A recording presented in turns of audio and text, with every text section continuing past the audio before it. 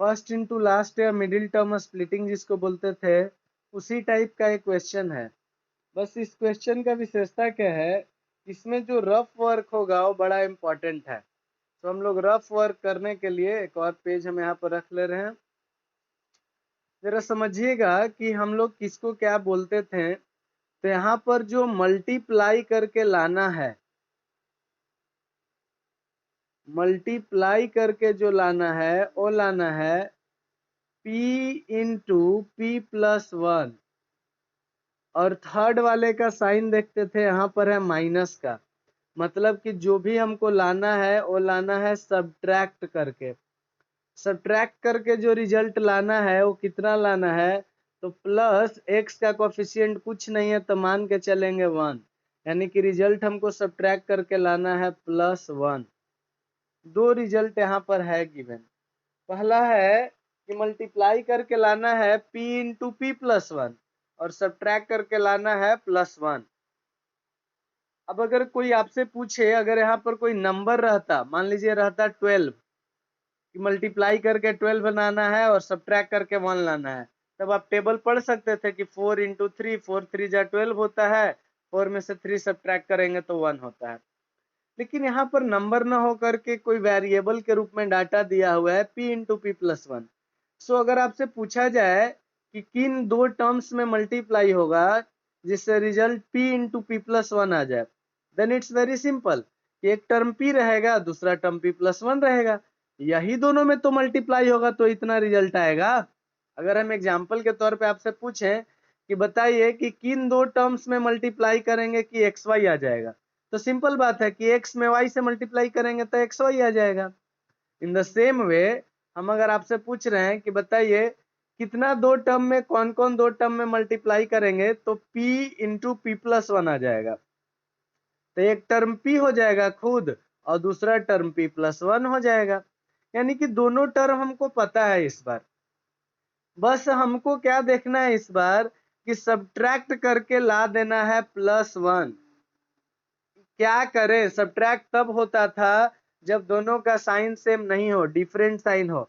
पक्का कोई एक प्लस में हो, कोई एक माइनस में हो, तभी तो सब्ट्रैक्ट होगा। यानी कि p और p प्लस वन दोनों में से कोई एक का साइन चेंज करना पड़ेगा। कोई एक का साइन, या तो p का साइन चेंज हो जाएगा या तो p प्लस वन का साइन चेंज हो जाएगा, क्योंकि अभी है दोनों के दोनों प्लस में। और हमको रिजल्ट लाना कितना है, तो +1 लाना है सब्ट्रैक्ट होने के बाद। सोचने वाली बात बस यही है कि अगर हम इसका p प्लस वन का साइन चेंज करेंगे तो दोनों का तो साइन चेंज होगा, तो फिर +1 जो है -1 बन जाएगा, तो कभी +1 रिजल्ट आएगा ही नहीं। यानी कि हम p प्लस वन का साइन चाह के भी नहीं चेंज कर सकते हैं। तो हम दूसरा ट्राई करके देखते हैं कि p प्लस वन का साइन चेंज ना करके p का साइन चेंज कर देते हैं। यानी कि p प्लस वन को अगर हम प्लस में ही रहने दें और p वाले को हम चेंज कर दें माइनस में, तो ये जो है +p और -p हो जाता कैंसल, और बच जाता ऊपर से कितना +1। लाना भी था इतना ही सब्ट्रैक्ट करने के बाद, और मल्टीप्लाई करके लाना था p into P plus one, तो ऑलरेडी मिल ही चुका है p into P plus one. तो बस यहाँ पर सबसे इंपॉर्टेंट था साइन, किसका साइन प्लस में होगा, किसका साइन माइनस में होगा। अगर आप पहचान लेते हैं देन इट्स कूल, बड़ा आसान है। और अब फिर दोनों टर्म में चूंकि जो है मिडिल टर्म में x भी था, तो दोनों टर्म में आप x लगा लीजिएगा। बस यही पर जो है मिडिल टर्म फैक्टराइजेशन जैसा इसको कर देना है। अब इसको हम करके दिखाते हैं आपको। तो यहाँ पर इक्वल्स टू में हो जाएगा कि एक्स स्क्वायर +1x, या x के जगह हम लिख सकते हैं कि माइनस में लिख सकते हैं px, और प्लस में लिख सकते हैं p plus one into x. क्योंकि इन्हीं दोनों टर्म्स को तो अभी सोल्व किए थे, तो रिजल्ट आया था माइनस में px और प्लस में p प्लस वन एक्स को सोल्व कीजिएगा तो रिजल्ट में 1x या x आ जाएगा। कैसे, तो p में x से होता तो रिजल्ट आता px, +1 में x से होता तो x बोलिए या 1x बोलिए, -px में तो -px, +px -px कैंसल हो जाता तो बचता 1x बोलिए या x बोलिए। यानी कि रिजल्ट 1x अगर लाना है हमको तो क्या करना पड़ेगा, तो माइनस में रखना पड़ेगा पी एक्स को और प्लस में रखना पड़ेगा p प्लस 1 इंटू एक्स को। ये हो गया इस मिडिल टर्म के लिए, और बाकी थर्ड टर्म जो है वो जस का तस रहेगा, यानी कि minus p into P plus 1। Common कर लेते हैं, कॉमन कीजिएगा तो इन दोनों में कॉमन करते हैं, x कॉमन है तो यहाँ से बच जाएगा x माइनस पी। इन दोनों टर्म में क्या क्या कॉमन है, इन दोनों टर्म में ब्रैकेट वाला जो टर्म है p प्लस 1 कॉमन है, तो p प्लस 1 कॉमन कर लेते हैं। तो जब p प्लस 1 पूरा कॉमन कर लीजिएगा तो फिर से बच जाएगा यहाँ पर x, और चूंकि आगे साइन प्लस के आया है तो प्लस के बाद तो ब्रैकेट के अंदर साइन चेंज होता नहीं है, तो जस का तस रह जाएगा, तो यहाँ से बच जाएगा minus P, x minus P. अब फिर से वही मिडिल टर्म स्प्लिटिंग जैसा देखिए, x माइनस पी कॉमन हो गया, तो अगर x माइनस पी कॉमन हो गया तो बच गया यहाँ से x प्लस, प्लस के बाद साइन चेंज तो होता नहीं है, ब्रैकेट डायरेक्ट ओपन कर सकते हैं, तो हो जाएगा p प्लस 1। और हमको पूछा था कि इसका जीरोज बताइए, तो जब जीरोज निकालेंगे तो एक बार x माइनस पी का वैल्यू जीरो पुट करेंगे और एक बार x प्लस पी प्लस 1 का वैल्यू जीरो पुट करेंगे। x माइनस पी का जब वैल्यू जीरो पुट होगा तो इधर जाएगा तो x इक्वल्स टू पी हो जाएगा, और x प्लस पी प्लस 1 का वैल्यू जीरो पुट होगा तो x का वैल्यू हो जाएगा माइनस पी और माइनस 1। बहुत ज़्यादा खुश होइएगा तो माइनस को कॉमन कर लीजिएगा, तो माइनस कॉमन हो जाएगा तो बन जाएगा माइनस पी प्लस 1। तो हेंस में लिख दीजिएगा फाइनल आंसर कि हेंस जो जीरोज था, जो हमारा पॉलिनोमियल का जीरोज फाइंड करने के लिए बोला गया था, और जीरोज कौन कौन है, तो एक ठो तो आया है p और दूसरा आया है कितना, तो minus P plus 1। This is our required answer. ये था एक्सरसाइज 2C का दूसरा क्वेश्चन, सेकंड नंबर। अब इसी का अगला क्वेश्चन मान लीजिए, अगर आप ठीक से नहीं समझ पाए हो, इसमें आपको कोई भी कंफ्यूजन रह गया हो, तो इसी का जस्ट अगला क्वेश्चन देखते हैं। सेम टाइप का है, सेम तरीका से बनने वाला है। फिर से समझिएगा, एक्सरसाइज 2C का ही क्वेश्चन नंबर 3। एक्सरसाइज 2C का क्वेश्चन नंबर 3 क्या है, जरा सुनिएगा। वो है X square minus 3x minus m into M plus 3। फिर से रफ करते हैं, जरा रफ में आ जाइए। तो हम आपसे पूछ रहे हैं कि मल्टीप्लाई करके कितना लाना है, तो मल्टीप्लाई करके लाना है ये पूरा थर्ड वाला टर्म, यानी कि m इंटू एम प्लस 3 लाना है। फिर से वही बात कि अगर आपसे पूछा जाए कि बताइए किन दो टर्म्स में मल्टीप्लाई करेंगे कि m इंटू एम प्लस 3 आ जाएगा, तो फिर से रिजल्ट वही क्लियर है कि वही एक टर्म तो खुद m हो जाएगा और दूसरा टर्म m प्लस 3 हो जाएगा। फिर देखना है क्वेश्चन में कि सब्ट्रैक्ट करके कितना लाना है। सब्ट्रैक्ट करके कैसे पता चला, क्योंकि यहाँ थर्ड वाले का साइन है माइनस में, तो अगर इसका साइन है माइनस में मतलब हमको लाना है सब्ट्रैक्ट करके।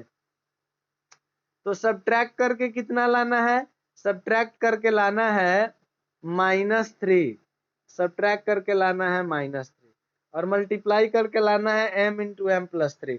सब्ट्रैक्ट तभी होता है, हम आपको बतलाए हैं, सिंपल सा रूल बतलाए हैं। आप ही जो माइनस माइनस प्लस और प्लस माइनस माइनस रूल याद करके रखे हुए हैं, ये रूल मल्टीप्लाई का है। एडिशन और सब्ट्रैक्शन का रूल होता है कि सेम साइन रहेगा तो ऐड करेंगे, डिफरेंट साइन रहेगा तो सब्ट्रैक्ट करेंगे। सब्ट्रैक्ट करके लाना है रिजल्ट, मतलब पक्का इन दोनों में से दोनों का साइन अलग अलग होगा। एक टर्म है m और दूसरा टर्म है m प्लस 3, दोनों है अभी प्लस में, दोनों के दोनों अभी प्लस में है। दोनों में से किसी एक का साइन चेंज करना पड़ेगा, क्यों, क्योंकि सब्ट्रैक्ट करके रिजल्ट लाना है। और लाना कितना है, तो लाना है -3 लाना है। सिंपल सा तो दिख रहा है कि अगर हम ये जो +3 वाला है इसका साइन चेंज होके माइनस बनेगा, तभी तो ये -3 रिजल्ट आएगा। तो हम m+3 में से केवल 3 को थोड़े ना अकेले साइन चेंज करेंगे, साइन चेंज होगा तो दोनों का होगा पूरे एक साथ, यानी कि m का भी साइन चेंज हो जाएगा, ये भी प्लस से माइनस बन जाएगा, 3 भी प्लस से माइनस बन गया, और इसका साइन ऊपर वाले का प्लस ही रह गया। तो प्लस से माइनस m कैंसिल हो जाता, तो ये बच जाता कितना, तो -3। वही तो लाना था, यानी कि m वाले टर्म को रखना पड़ेगा हमको प्लस में, और m+3 वाले टर्म को रखना पड़ेगा माइनस में। बस यही पहचानना होता है ऐसा क्वेश्चन में कि किसको प्लस में रखें, किसको माइनस में रखें। ये पहचान लिए तो फिर बड़ा आसान है।